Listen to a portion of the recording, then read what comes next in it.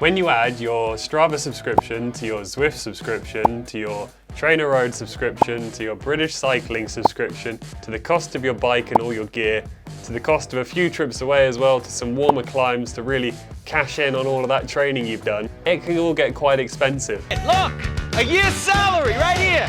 What I call them? Fun coupons. See that? So today I'm going to share with you a few apps that I've been using personally, which let you do most of the things that Strava Premium will allow you to do, but without spending a penny.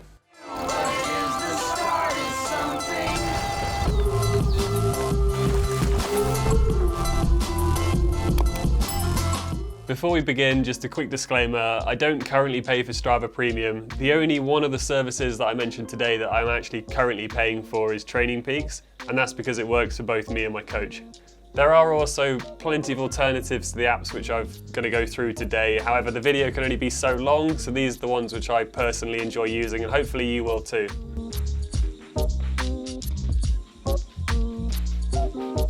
So I'm going to break this video down into the four main functionalities which Strava offers, the first of which is route building. The Strava route building functionality is undeniably really good. It has some extra features like surface selection, heat map, auto route building, but I have found another app which does a lot of these features as well, is completely free. The app Komoot is free to download, and with that download you'll get a map pack of your local area. It also has the ability to guide you through these routes as well as record your activities live. The route planning functionality in Komoot works great. It allows you to put in actual addresses as waypoints or destinations, as well as selecting your planned transportation method, fitness level, and route type. Once you've created a route, it gives you all the normal breakdown of stats like elevation, estimated completion time, what surfaces you'll be riding on. But Komoot also offers a little bit more than that. It also gives some other cool features like the route difficulty, the fitness that's required for the route. And you can also add waypoints and comments on the route that give other users that might want to follow your route some ideas of the things to look out for, like cafes or viewpoints or points of interest, that sort of thing. For me personally, Komoot's really easy to sync with my Wahoo Bolt. It allows me to basically put my route straight from the app onto my Bolt to follow while I'm out and about training. And if you do want to travel further afield than perhaps that first map pack will limit you to, you can actually buy extra map packs of regions. I think those are $8.99 per pack. Or for a one-off cost of $29.99, you can actually buy the whole world map, and that's going to be always updated and kept new if new routes are built or destroyed or whatever. But I think for $29.99, that's a pretty good deal. There's also, for $4.99 a month, a premium version of the app. Now what this does is it allows you to plan multi-day trips, so if you're kind of doing bike packing trips, that'd be great for that. It also gives you live weather along the routes, so another thing as well, if you're planning on going away for days at a time and you want to know what the weather's going to be like, it'll give you that information too. And you can see some sport-specific maps as well, so if you just wanted to look at mountain bike routes or walking routes, you could break the map down so you could only see those routes. The premium version finally offers you like a few discounts from a few retailers, but I think the best option for Komoot is definitely that one-off $29.99 payment. It's like the maps forever, they get updated, and that's kind of all you need if you're navigating with a device and you want to be able to plan your routes out.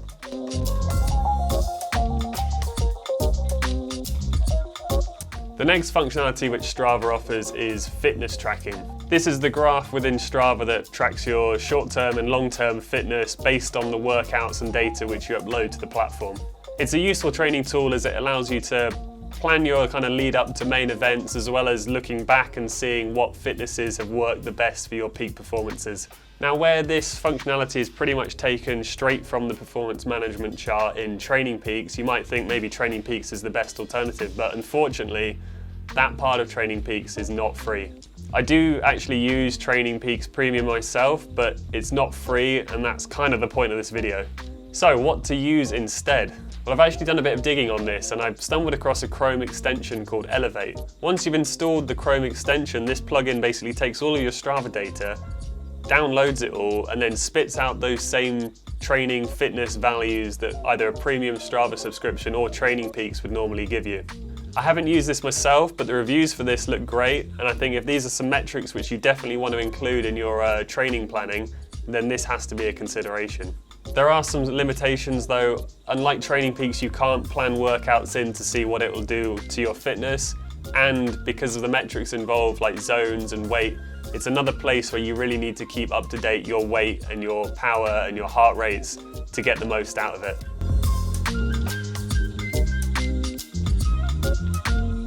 Now, I'd personally say that Strava's main feature that brings most people to the platform is the social aspect of the app. You can follow friends, give kudos, leave comments, perhaps get competitive on the Strava leaderboards, or maybe like a club challenge leaderboard. Well, luckily the majority of these features are still actually available on the free version. The only thing that you'll need a premium Strava membership in order to access are those detailed versions of the leaderboards that perhaps can see by weight or age and allow you to compare you against your friends. If segments is something that you really care about, then I know that Garmin Connect has a free version. However, not so many people use this, so maybe if notoriety is what you're chasing, then this is a good reason to get Strava Premium. The other thing you'll be missing out on by not getting Strava Premium is the ability to use the live segment functionality on your bike computer of choice. Now, this makes chasing down KOMs a heck of a lot easier, and I don't really think there's a free offering of this service. I'm happy to be corrected down in the comments, but this might be a reason, once again, if segments and KOMs are your thing, Strava Premium is likely for you.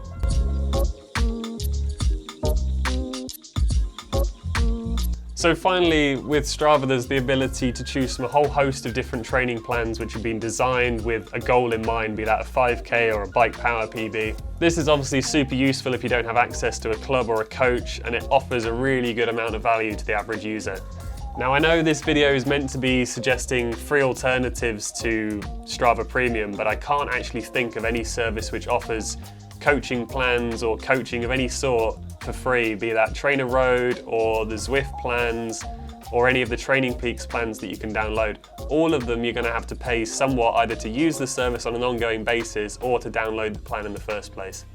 I think that really the thought that goes into designing these training plans kind of justifies that cost. And if maybe you wanted to get around this cost, a good place to start would perhaps be buying a few books in order to design your own training plans. From my own personal experience, I've found that Training and Racing with a Power Meter, I think that's by Joel Friel, and the Triathlete's Training Bible, also by Joel Friel, and I think someone else. Those are two really good books which I got a lot of value from. I'll leave the links down in the description to those, as if you want to find out more, those are definitely where I'd recommend to start.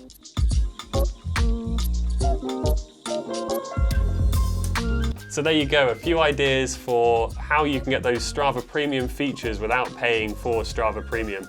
Now, I'm sure there are plenty of alternatives and other apps which I'd love to hear about. If you leave those down in the comments, I'm sure that anyone else reading those comments would really love to know your thoughts. So if you have found that video useful, please hit that like button and subscribe to the channel. I've got new videos coming out every week at the minute, so plenty of triathlon and cycling and running related content to look forward to.